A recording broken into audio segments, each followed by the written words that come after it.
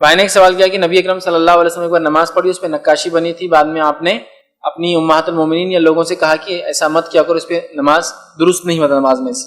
دیکھیے اس میں دو باتیں ہو سکتی ہیں، ایسی دو روایتیں آتی ہیں۔ پہلی روایت ابو داؤد کی ہے جس کے اندر یہ الفاظ آتا ہے کہ نبی اکرم صلی اللہ علیہ وسلم کے گھر میں اور خاص طور سے عائشہ رضی اللہ عنہا کے حجرے میں آپ نے ایک پردہ لگایا تھا۔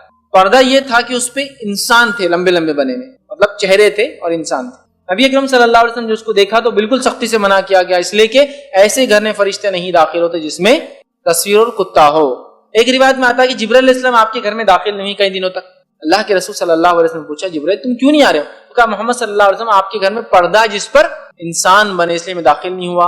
اور اللہ کے رسول صلی اللہ علیہ وسلم کو آپ نے کہا کہ ان کے چہرے اگر مٹا دو تو کوئی مسئلہ نہیں، وہ جھاڑ دکھیں گے۔ صورت سے ہی اصل بولے تو تصویر ہوتی ہے، صورت نہ ہو تو بھی تصویر نہیں مانا جاتا ہے، ٹھیک ہے؟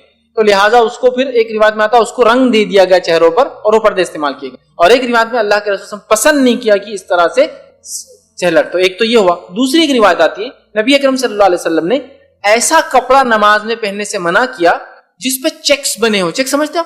وہ چھوٹ کالا سفید کالا سفید کالا سفید، جس کو دیکھنے سے وہ ڈیزینس چکر جیسا آتا ہے۔ ایک روایت میں آتا اللہ کے رسول نے ویسے کپڑا پہننے سے منع کیا جس میں ایسے وہ بنے ہوئے ہو چیکس جس کو دیکھنے سے چکر جیسا آتا ہو، جو کہ خاص طور سے کالے اور سفید میں یہ چیز محسوس کر سکتے ہیں، آپ دوسروں میں نہیں ہوتا۔ بلیک وائٹ والا آپ اگر چیکرز کا شرٹ یا پینٹ پہنے تو آپ جب دیکھیں گے تو ڈیزائن بنتے ہوئے دکھتے ہیں اس میں۔ تو اس کی دو چیزیں ہو سکتی ہیں، ایک تو نماز میں ڈسٹریکشن ہو سکتا ہے کہ انسان اس کو دیکھے اور اس میں لگ جائے ارے کیسے بن رہے وہ، اس تو بھی ڈیزائن بنتے ہوئے دکھتے ہیں، اور دوسرا یہ ہو سکتا ہے کسی کو تکلیف ہو اس سے، کیونکہ وہ دیکھنے سے اس کو الگ الگ امیج، اور نماز میں ظاہر سے آنکھیں کھلی رکھنا ہے۔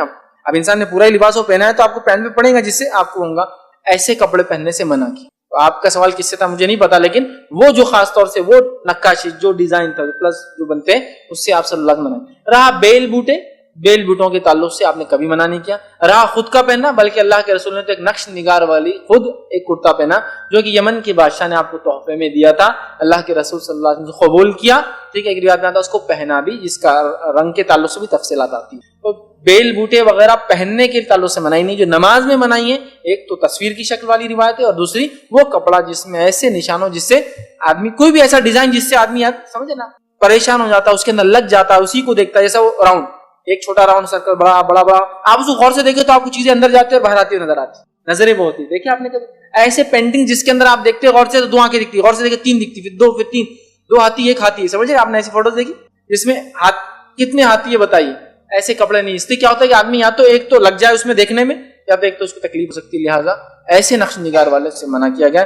باقی جو بیل بوٹے وغیرہ ہوتے ہیں اس سے مناہیت کی کوئی دلیل نہیں۔